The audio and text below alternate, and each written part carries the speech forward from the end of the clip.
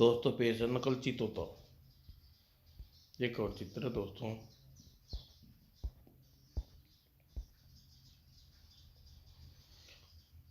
भुवन देश के राजकुमार Prince robin अपने जन्मदिन पर अपने प्रिय सहपाठी एवं मित्र भारत, उसकी बहन मीना और भुवन देश की यात्रा का निमंत्रण दिया।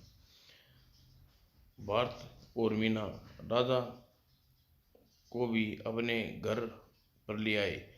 भुवन देश उनका काफ़ी आदर और संस्कार हुआ। तीनों बड़े खुश थे। वह ऐसे मौका जिंदगी में पहली पहली बार नहीं आते, बार बार नहीं आते। यह तो मेरी खुशनसीबी है, तुम लोग भी अपने साथ ले आए। लेकिन अफसोस तो यह है कि हम कल ही भारत लौट जाएंगे। तभी रॉबिन की आवाज़ उनके कानों में आई। यह तुमने कैसे सोच लिया कि मैं तुम लोगों को इतनी जल्दी लौट जाने दूंगा? ओ रॉबिन, तुम देखो बार, तुम लोग इतनी जल्दी नहीं जा लौट सकते। तब रॉबिन मुस्कुराता हुआ बोला, आओ भारत, इस खुशी के मौके पर मैं तुम्हें एक खूबसूरत तोहफा भेंट देना चाहता हूँ। तोहफा? लेकिन बात झचका। लेकिन लेकिन रॉबिन उसे खींचता हुआ बंद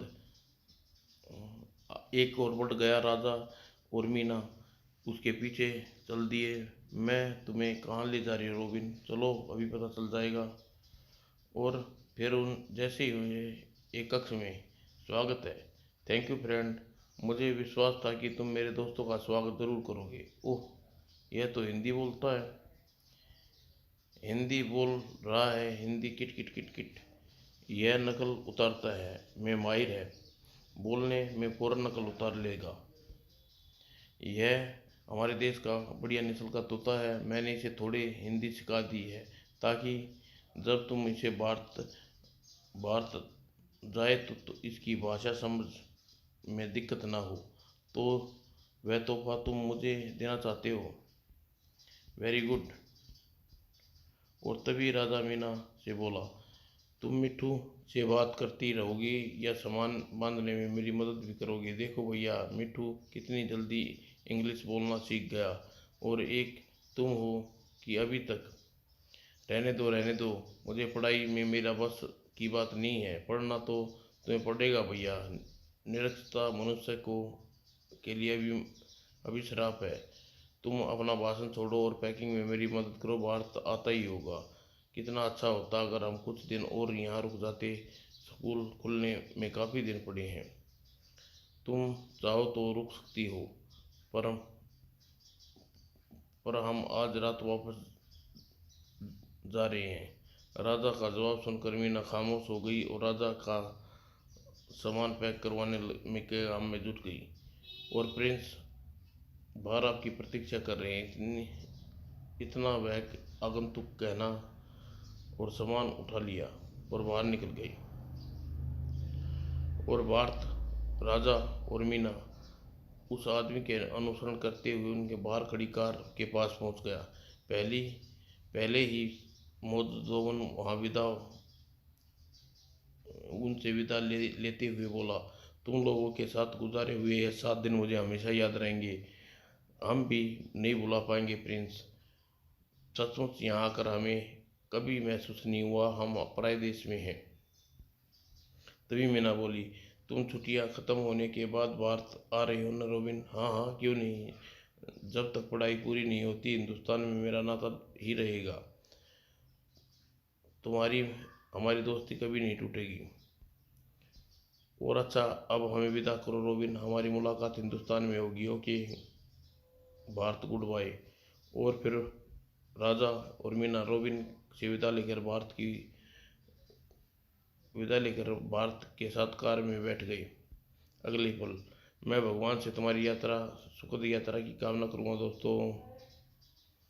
और भारत राजा मीना को अपना सामान उठाए हुए उस दिशा में चल दिया फिलिप जिधर फिलिप्स ने इशारा किया था।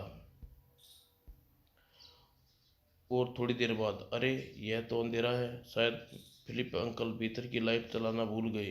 अब क्या करें, हम तो लाइट ऑन करना भी नहीं आता। और कोई बात नहीं, चल कर आराम से एक जगह रखते हैं और अंकल के आने पर ठीक ठीक रख देंगे। भारत के कहने पर राजा और मीना अंदाजे से आगे बढ़ने लगे, लेकिन दाएं दाएं गोलियां चलने की आवाज़ सुनी। तीनों बुरी तरह चौंके। जरूर कोई गड़बड़ है, लगता है कोई घायल हुआ है।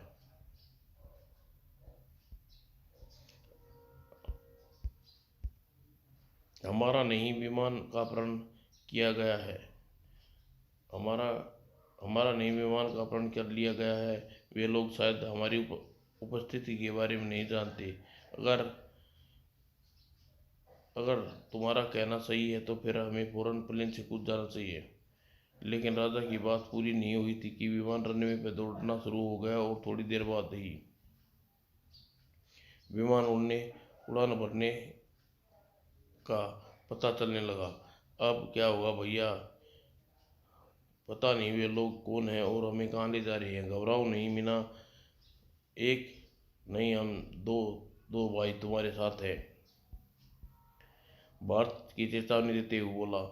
अब हमारी भलाई इसी में है, हम अपनी उपस्थिति का पता न लगने दें। फिलहाल तो उसे हमारा पता नहीं है, जब चल जाएगा।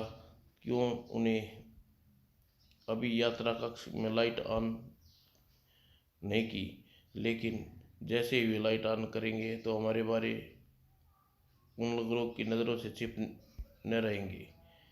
तब तब देखेंगे। फिलहाल तुम लोग आराम करो, जाकर पहरा देता हूँ। जैसे ही खतरा महसूस होगा तुम लोगों को सजग कर दूंगा। आराम करो, आराम करो। हा हा हा। ओह, यह तो कोई घाटी नजर आ रही है। विमान जैसे ही घाटी के समतल स्थान पर उतरा, फौरन छुप जाओ कहने के साथ ही भारत सीटों के पीछे छुप गई और राजा और मीना उसका अनुसरण किया। और काफी कॉकपिट का द्वार खुला। प्लेन तो हम ले आए। अब देखते हैं नार नारमस अपने मकसद में कहाँ तक सफल हुआ। अब तक नारमन खजाने का पता हासिल कर चुका होगा। वे आपस में बात करते हुए विमान के द्वार खोल कर नीचे उतर गए। उनके बाहर जाते ही ये लोग किसी खजाने की तलाश में हैं, इनका पीछा करना चाहिए भारत। लेकिन इससे पहले विमान के रेडियो फोन द्वारा अधिकारियों को बात जानकारी देनी चाहिए। उन बदमाशों की बदकिस्मती ये थी कि ये हमें उठा लाए और उनके मकसद में कभी कभी हम नहीं होने देंगे। तुम्हारा बेशक तुरंत पहले हमें उन लोगों की संख्या और योजना का पता करना होगा। राजा और मीना भारत के कथन ने समर्थन किया और पीछा जारी रखा। और थोड़ी देर बाद ओह, बदमाश ने इस मकान में अपना अड्डा बना रखा है। और तभी दरवाज़ा खुला, दोनों मकान में दाखिल हो गए और अंदर जाने के बाद दरवाज़ा बंद हो गया। कमान। और फिर शाबाश साथियों, तुम दोनों प्लेन की व्यवस्था कर हमारी बहुत बड़ी परेशानी ख़त्म कर दी है। वह खजाना बड़े आराम से यहाँ से उठा ले जाएंगे। लेकिन बॉस, वह खजाना कहाँ है? क्या कबीले का सरदार पासा खजाने का पता बता दिया? बताता कैसे नहीं, उसकी बेटी शकीला जो हमारी कैद में है। जब तक खजाना हासिल न हो जाए उसे जिंदा रहना जरूरी है। लेकिन उसे जिंदा छोड़ जाना भी हमारे लिए खतरनाक साबित हो सकता है। वह हम जानते हैं, इसलिए हमने सरदार की बेटी को निगरानी के लिए तुम दोनों को यहीं छोड़ जाने का निश्चित किया है। और जब तक हम खजाना हासिल कर के लौट नहीं जाते तुम दोनों उस पर कड़ी नज़र रखना। Yes boss. बॉस और उसके साथियों को पूरी बातचीत सुनने के बाद भारत अपने साथियों सहित खिड़की के हटते हुए फुसफुसा बोला, सुबह होने पर हम आसपास किसी जगह छुप रहना होगा और बदमाशों पर नज़र हम तक न पहुंच सके, ऐसी जगह अंधेरे में ढूंढनी पाना मुश्किल है।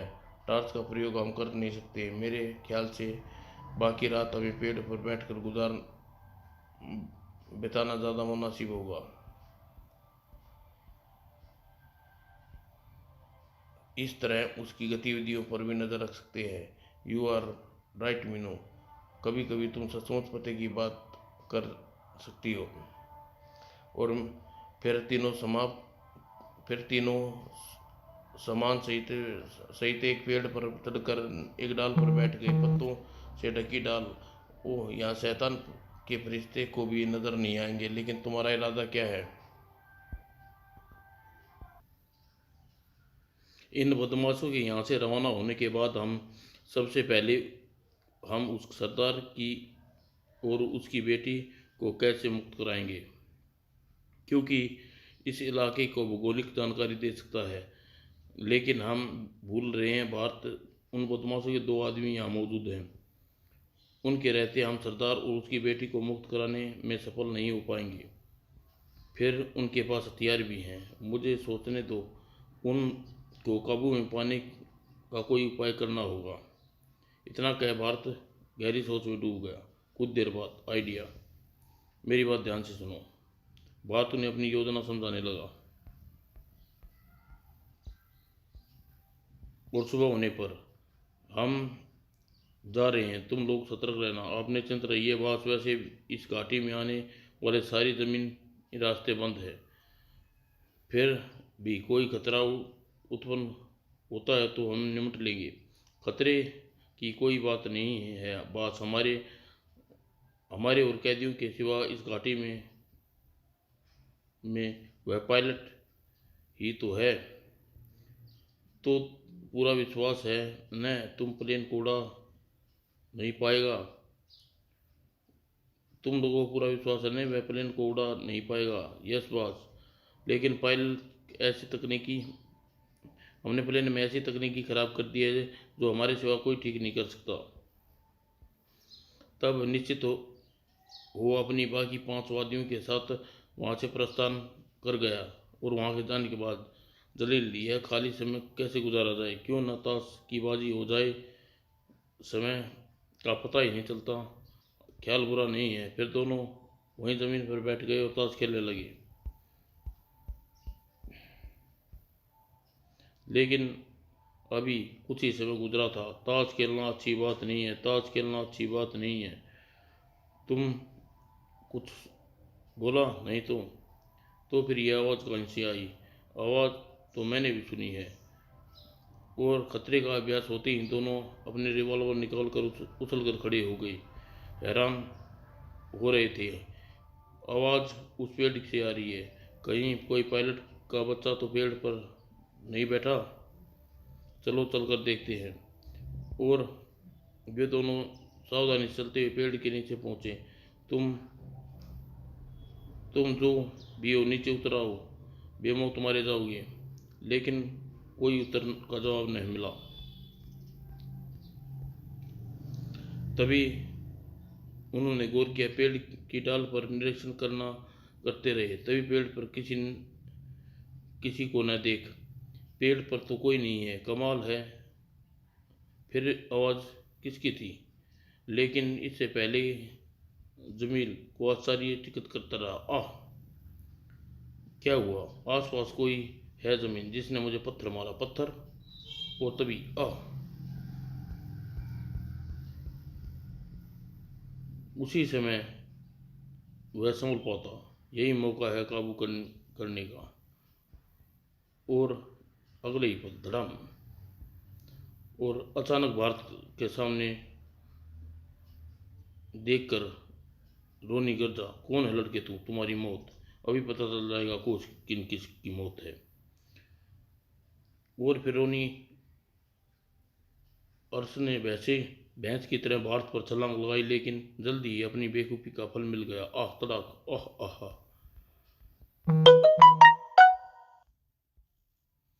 और रोनी का सिर पेड़ के तने से इतनी जोर से टकराया कि वह वहीं जमीन पर ढेर हो गया। उधर रोनी बेहोश होते देख जमीन पर पड़े अपने रिवॉल्वर की तरफ लपका। किंतु इससे पहले ही उसका हाथ रिवॉल्वर पर जा पाता। तड़ाक, जमील चीखता हुआ उलटकर दूर जा गिरा और पर्याप्त अवसर देखकर राजा ने पेड़ की आड़ से निकला और रिवॉल्वर अपने कब्जे में लेते हुए गुर्रा गुर्रा गर्ज कर बोला, खबरदार, ज़्यादा होशियार दिखाई तो गोली भेजे से पार कर दूंगा। कौन हो तुम लोग और क्या चाहते हो? जब तक भारत दूसरे रिवॉल्वर पर कब्जा कर चुका था, यह तुम्हें बाद में पता चल जाएगा। फिलहाल तुम पेड़ से चलकर खड़े हो जाओ। और जमील जैसे ही पेड़ के तने पर जाकर खड़ा हुआ, बुरे काम का बुरा नतीजा। अब तुम्हारे साथी को लेकर आते हैं, तुम लोग इसी तरह बंधे रहोगे। जमील मन ही मन कसमसा कर रह गया और फिर उसने बेहोश रोनी को बंधन में जकड़ कर लिया, मकान की ओर चल पड़ी। अब हमें पास काफ़ी समय है। कबीले के सरदार की मदद से इस घाटी से निकल जाएंगे और इंटरपोल पुलिस को बदमाशों के बारे में सूचित कर देंगे। तुम्हारी योजना काफ़ी लाजवाब है भारत। मुझे तो सपने में भी उम्मीद नहीं थी कि हम इन बदमाशों को इतनी जल्दी ही आसानी से काबू में पा लेंगे। मकान का यही दरवाज़ा लॉक है, इसके अंदर दाखिल होने का कोई दिक्कत नहीं हुई। सरदार और इसकी बेटी इसी मकान में किसी भाग में कैद होंगी। वो देखो दरवाज़ा। अगले ही पल दोनों बंद दरवाजे की ओर लपके। फिर दरवाज़ा खोलकर जैसे ही अंदर दाखिल हुए, नहीं, डरो नहीं दीदी, हम तुम्हारे दुश्मन नहीं, दोस्त हैं। दोस्त? हाँ, हम आपको और आपके पिता को कैद से छुड़ाने आए हैं। तुम लोग कौन हो और यहाँ कैसे पहुँचे? मैंने तुम लोगों को पहले नहीं देखा। यह तो महज इत्तेफाक है दीदी, मगर हम यहाँ पहुँच गए।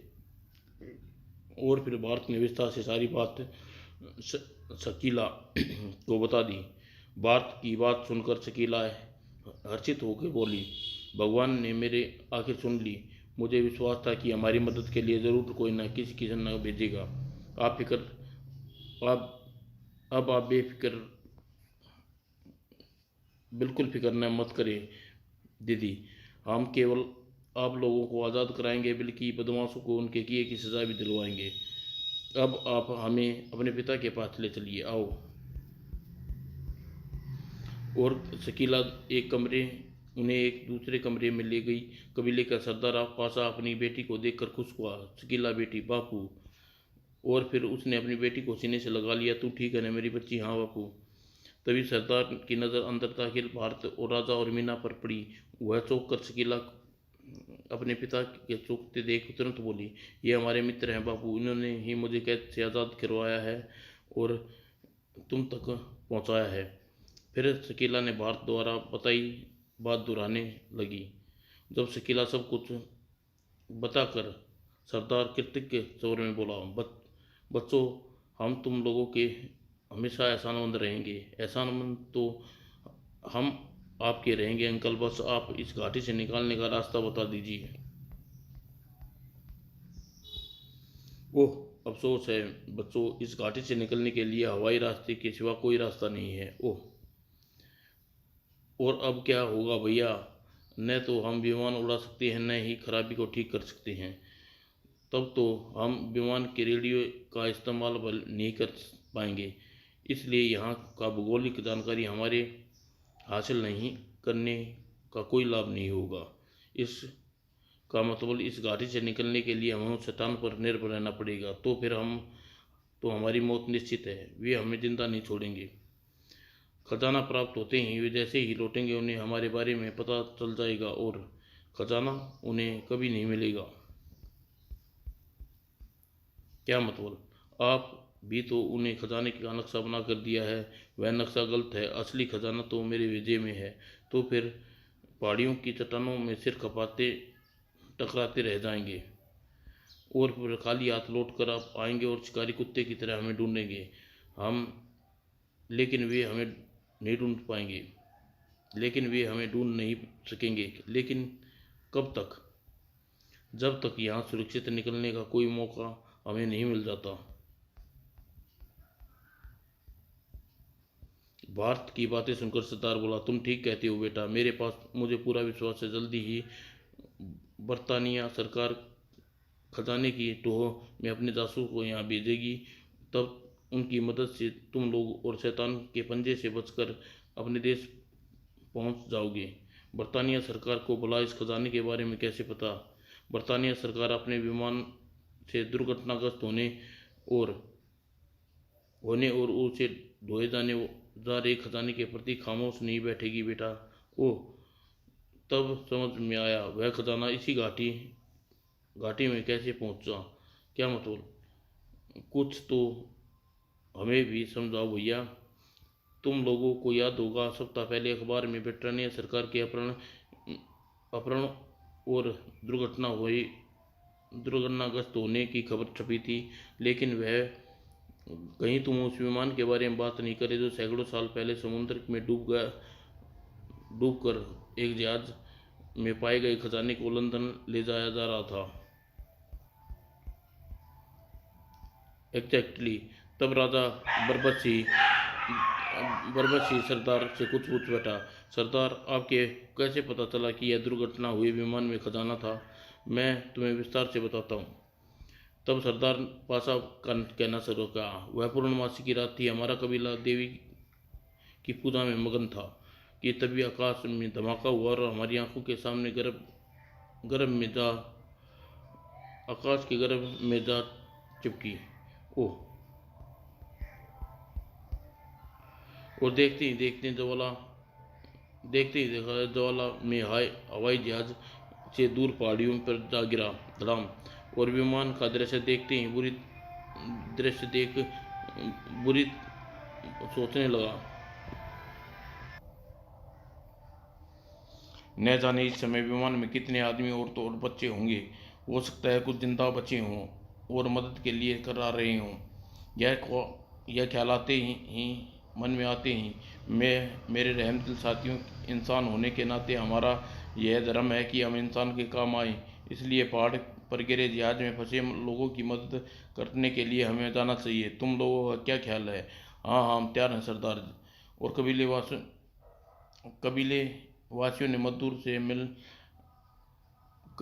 कबीले वासियों की मंजूरी मिलते ही मैंने वहां चलने का हुक्म दे दिया। लगभग 2 घंटे की यात्रा के बाद हम उस स्थान पर पहुंचे जहां दुर्घटनाग्रस्त विमान के टुकड़े में बटा बिखरा पड़ा था। ओह, यहाँ तो लोहे की बड़ी बड़ी पेटियों के अलावा एक लाश नजर आ रही है। लगता है विमान में एक ही आदमी था सरदार। तभी, ओह, कोई उधर है सरदार, चलो चल कर देखते हैं। और चट्टान के पीछे पहुंचे। अभी आदमी जिंदा है सरदार, भगवान का शुक्र है। इसे उठाकर ले चलो। जो हुक्म सरदार। खून के छींटे दोस्तों, क्या जल्दी आपके सामने पेश करेंगे दोस्तों खून के छींटे।